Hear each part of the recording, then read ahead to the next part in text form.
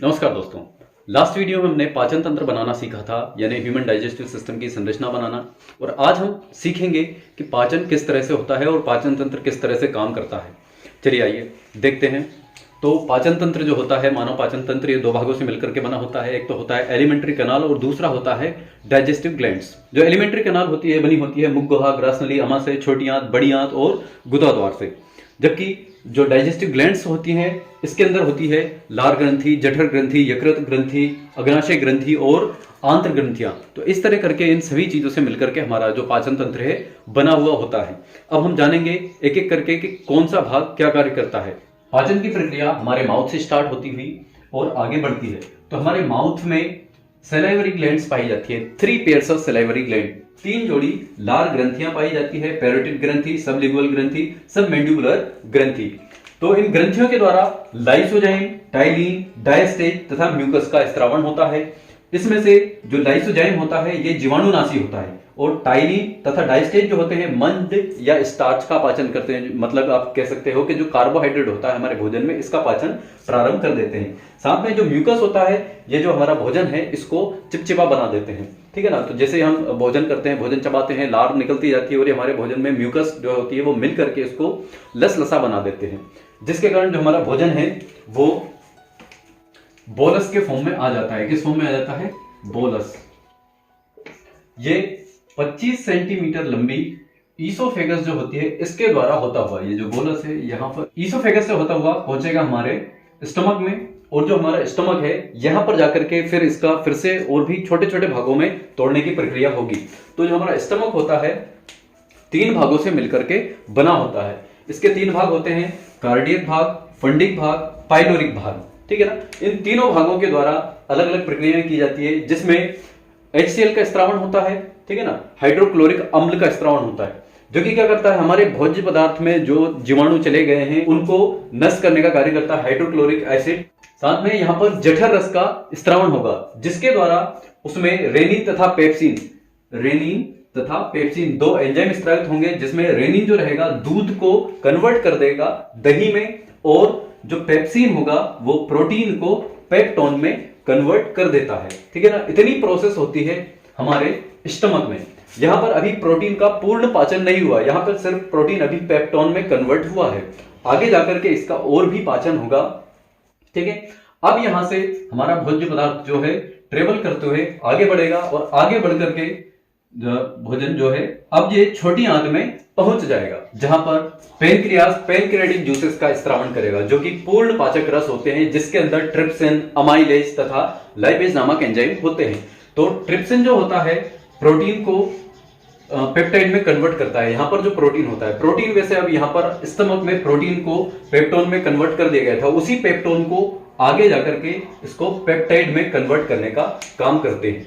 कौन? ट्रिप्सिन। फिर इसके बाद में आता है अमाइलेज, जो मुंह में बचा हुआ पाचन था। मुंह में पूरा पाचन नहीं होता है मंड का या स्टार्च का, जिसको हम कार्बोहाइड्रेट कहते हैं, उसका पूर्ण पाचन नहीं होता। उसका पूर्ण पाचन आकर के यही होगा अमाइलेज एंजाइम के द्वारा। फिर इसके बाद में नेक्स्ट एंजाइम है लाइपेज, जो कि फैट जितना भी हम लेते हैं हमारे भोजन में उसका पाचन होता है, लेकिन पूर्ण पाचन यहां पर भी नहीं होता है। जो फैट होता है उसका पूर्ण पाचन यहां पर नहीं होता है, कुछ मात्रा में यहां पर पाचन होता है। फिर इसके बाद में आता है यकृत, यानी हमारा लिवर। ठीक है ना। लिवर पित्त का निर्माण करता है। लिवर का कार्य होता है सिर्फ पित्त का निर्माण करना। ठीक है ना। तो पित्त को निर्माण करने के बाद में जो पित्त होता है स्टोर होता है यहाँ पर गोल ब्लेडर, यानी हमारे पित्ताशय में। तो पित्ताशय जो होता है पित्त रस को स्टोर करता है। ठीक है ना। अब स्टोर करता है, साथ ही जैसे अब यहां पर भोजन आएगा तो उस भोजन को क्या करेगा कि भोजन जो है यहां पर कैसा है, अम्लीय प्रकृति का था। जैसा कि आपने देखा था यहां पर कि HCl का स्त्रावण हो रहा था हमारे स्टमक में। तो ये जो भोजन था ये किस प्रकृति का था? अम्लीय प्रकृति का था। अम्लीय था। तो इस भोजन को क्षारी करने का काम भी किसका होता है? पित्त का होता है, क्योंकि पित्त का जो pH होता है ये कितना होता है? 8 होता है। तो ये इस भोजन को क्या कर देगा? क्षारी कर देगा। ठीक है। साथ में जो वसा होता है उसका कंप्लीट पाचन कर देगा, यानी यहां पर अब जो भी वसा था वो पूर्णतः पच जाएगा। अब बात आती है कि वसा का पाचन जो होता है उसको क्या कहते हैं? जो वसा का पाचन होता है उसको कहते हैं इमल्सिफिकेशन।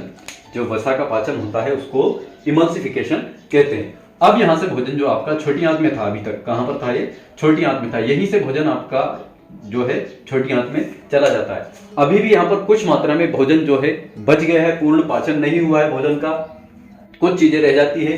तो आगे आता है जो भोजन छोटी आंत में, यहाँ पर कुछ और ग्रंथियां हैं छोटी आंत के अंदर पाई जाती है जो कि कुछ और भी एंजाइम्स का स्त्रावण करेगी। इनमें से एक है इरिप्सिन, ठीक है ना, ग्रुप ऑफ एंजाइम है जिसके द्वारा जो प्रोटीन है अब यहाँ पर पेप्टाइड फॉर्म में था, किस फॉर्म में था, पेप्टाइड फॉर्म में आ चुका है, तो इसको और भी सिंपल फॉर्म में कन्वर्ट करने का कार्य करेगा और उसको अमीनो अम्ल में, अलग अलग अमीनो अम्ल में तोड़ देगा।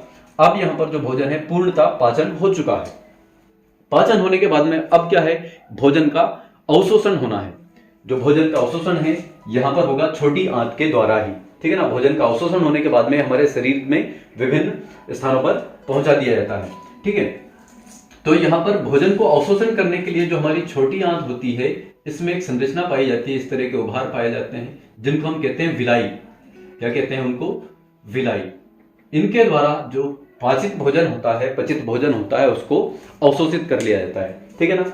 अब यहां से जितना भी डाइजेस्टेड फूड है वो अवशोषित कर लिया, अब बचा हुआ जो वेस्ट मटेरियल है वो यहां से पहुंचा दिया जाता है बड़ी आंत में, ठीक। बड़ी आंत में यहां से होते हुए ये और शरीर के बाहर निकल दिया जाता है मल द्वार के द्वारा।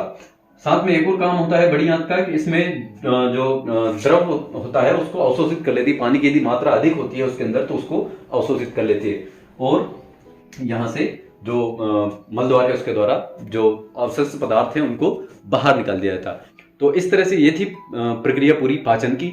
इस तरह से पाचन होता है हमारे शरीर में भोजन का। आशा करता हूं आपको पाचन की प्रक्रिया समझ आई होगी। यदि आपको वीडियो अच्छी लगी तो लाइक करें और चैनल पर यदि आप नए हैं तो चैनल को सब्सक्राइब करें। Thanks for watching.